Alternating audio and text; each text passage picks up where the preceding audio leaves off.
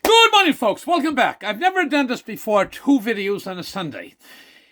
It's now 9:30 in the morning on Sunday morning, the 6th day of March. And I did a video early this morning, be uploaded later today, and this one will be uploaded as well. I release 2 videos in one day. Usually I don't do that. Anyway, point I want to make. The crises, the war, the unjust, the brutality of the Russians in Ukraine, and the stupidity of the people that elect governments like Joe Biden or Justin Trudeau and have Greenpeace, a bird from Greenpeace, is the Minister of Environment, that has decided to wait 40 days because of 118 bunch of nutcases, 118 groups represent nutcases, environmentalists, and stop everything good in the world from going ahead. And he's going to make, so here we are, you're facing near record high, or in fact, in some cases, record high prices for gasoline, oil, and diesel, and yet there's oil off in Newfoundland discovered, a company's ready to develop it, and they don't want to, he's going to decide whether he'll do it or not. Now, in this, it's not all bad. Just to get finished watching daily TV Mass, Pope Francis, as they prayed the Mass, Blessed Virgin Mary, our Holy Mother, and all things are possible in Christ. We can never forget that. All things are possible in Christ for continued freedom, good things for the people of Ukraine. Now, in all this uproar, there is opportunity. Gentleman in Calgary one time sent me after meeting him and his wife in the store, and I came in a couple of times. I spoke to him on the phone several times over the years, and he sent me a little block of wood after the first time I met them, and it was a little block of wood about yay big, and it had on written in Chinese of all languages, crises equals opportunity. Crises equals opportunity. So we have crises in right now, and there's tremendous opportunity. And I can be quite, for a guy that's supposed to be tight-lipped, I can be quite generous with information and sharing it with people I like. And I must have shared this to about dozens and a half people, and to where you could profit from this high-priced oil. And 2 fellas, both young guys, and interestingly, they both have 4 kids. Both have 4 kids so far. You know, well, the more the merrier. I met one I hadn't seen him for a while in person, and I was at a funeral, awake one day, and him and his wife said, "How many kids do you folks have now?" 4. I said, "You need more." And his wife looked at me and smiled and said, "John, we have enough now, but maybe they have more yet." And other guys are a bit younger. So both those fellas have taken advantage of their opportunity. I know that for a fact. And they will do. They've done quite well already, I think, on this, and they'll do way better yet.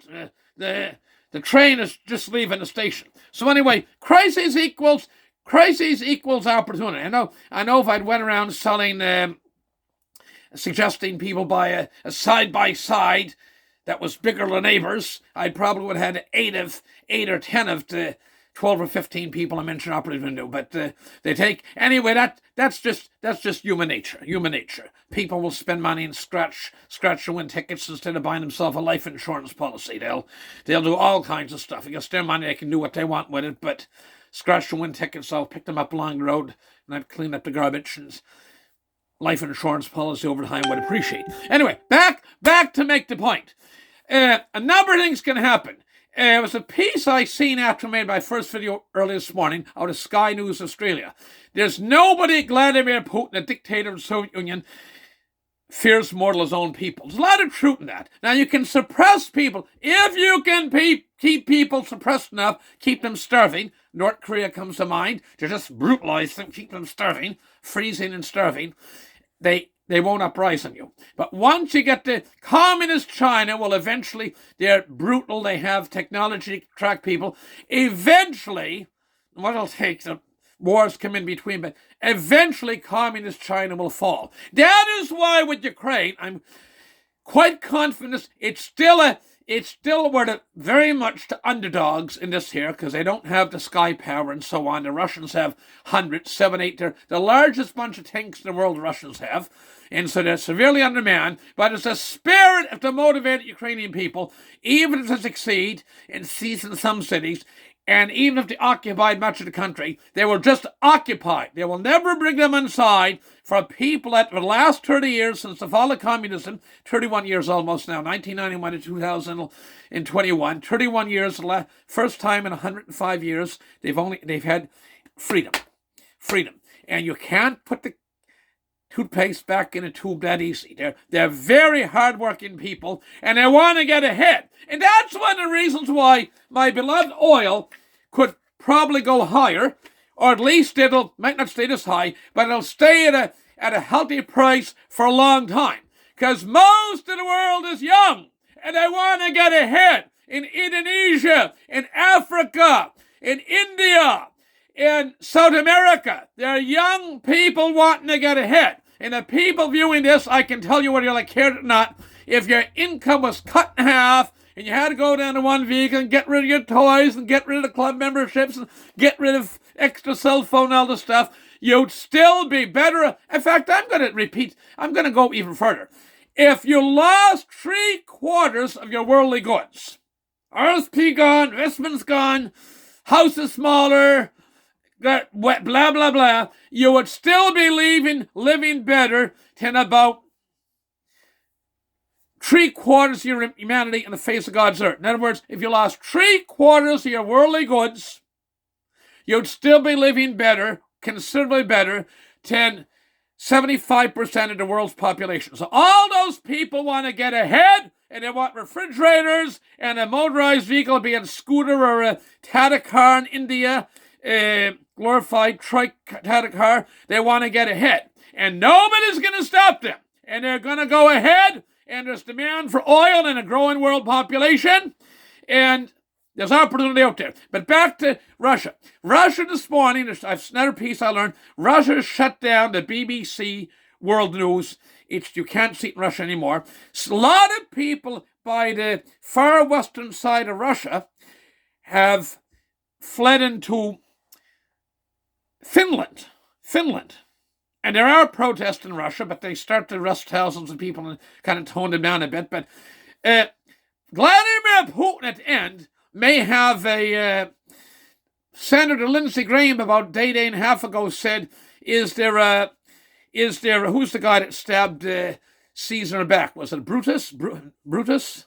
Is there a Brutus in the crew? And I said, oh no, that's not diplomatic, you shouldn't say that. Well, it's true. At some point, all these oligarchs will probably hire a famous Russian hitman with an umbrella to kind of poison Putin. So Putin may fall because of this. In the meantime, the Ukrainian people need advanced weaponry and fighter jets and howitzers and what have you, anti-tank stuff to fight these Russians. But I do conclude an optimistic note.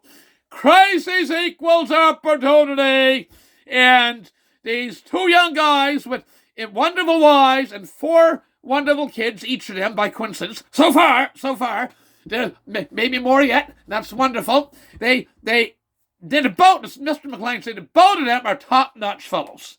One I worked with and one I know that didn't work with, and they take it both. There's a sense of adventure and joy, spring in their step to go ahead and do something, okay? Some people go, oh, they're worried and look at the internet all day and listen to a little bit of news and worry. My God, going to have to put the car up and truck up blocks now the gas is high. Well, if one was really concerned about saving money, you can cut out take-out meals, you can cut out lottery tickets, you cut out smoking, lots of other vices. Now, if you're running a business and your cost is big, people in business don't have that option. If you're running a business and you're heavily fueled, I got to preface my remarks as people, very smart, good people, employ a lot of people, and there are a lot of people really being hurt by these high prices. I do qualify that. I do qualify the statement. It's not a blanket statement condemning anybody, but I make the observation.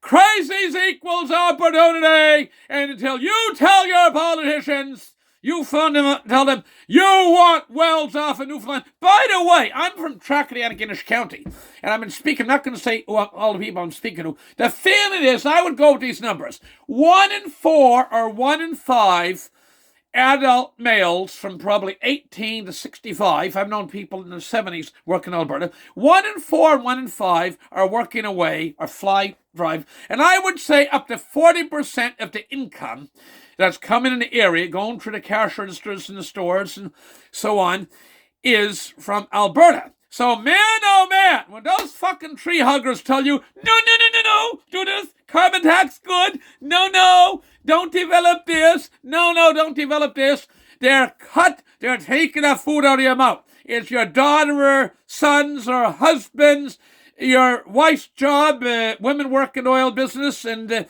so on. So you take and we need oil, and we'll need it for years to come. And there's opportunity in this. All the best. God bless. Get to church. Pray to God for the best for Ukraine. And we'll talk to you again. Thank you. Share the video far and wide, please. And press the subscribe button. Thank you. All the best now. God bless.